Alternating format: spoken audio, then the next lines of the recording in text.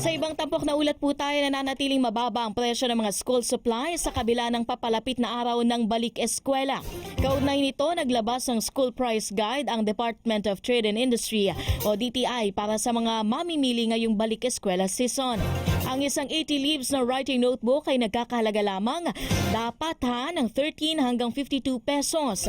Ganito rin sa halaga ng composition notebook at ang isang yarn notebook ay 14 hanggang 49 pesos lamang dapat. Ang grade pad paper na 80 leaves ay mabibili dapat sa halagang 13 hanggang 37 pesos at ang intermediate pad ay aabot lamang sa 22 hanggang 69 pesos and 75 centavos. Lapis na 12 to 18 pesos kada piraso at kung nakapak naman po ay 15 pesos hanggang 24 pesos.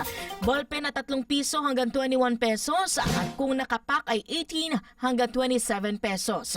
Yung crayons po para sa ating mga chikiting, may 8 to 24 na peraso kada box ay nagkakahalaga dapat ng 12 pesos to 114 pesos. Grabe ang mahal nila, partner, na dati nag-aaral ako 25 pesos lang. Yung 8 pieces, partner, na mga crayons. Galing Mahal in fairness At ang pambura o eraser na per piece ay dapat 8 to 24 pesos lamang. Dos nga lang to dati, partner. At yung pantasa o sharpener naman po na 16 hanggang 69 pesos. Nabebenta kada piraso o kahit kada pakete. Yung ruler na dapat ay 8 piso hanggang 32 pesos lamang. Pang first day lang naman yan dahil mga second week wala na yung partner. Manghihiram na sa katabi. Okay, hindi na tinadala. Oo. Yung mga mayayaman, yun yung laging hihinga ng pad paper, diba? O sino may pambura dyan, kakagatin na lang yung nasa lapis. Ganun naman lagi, diba? Ganun tayo, lumaki.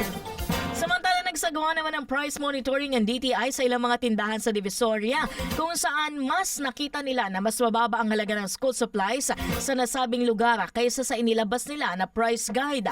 Ayon kay DTI Secretary Cristina Roque, dapat lamang na maging patas at mababa ang presyo upang mas tangkilikin ang tindahan at makatulong sa mga mamimili lalo na sa darating na pasukan sa paaralan ng mga estudyante.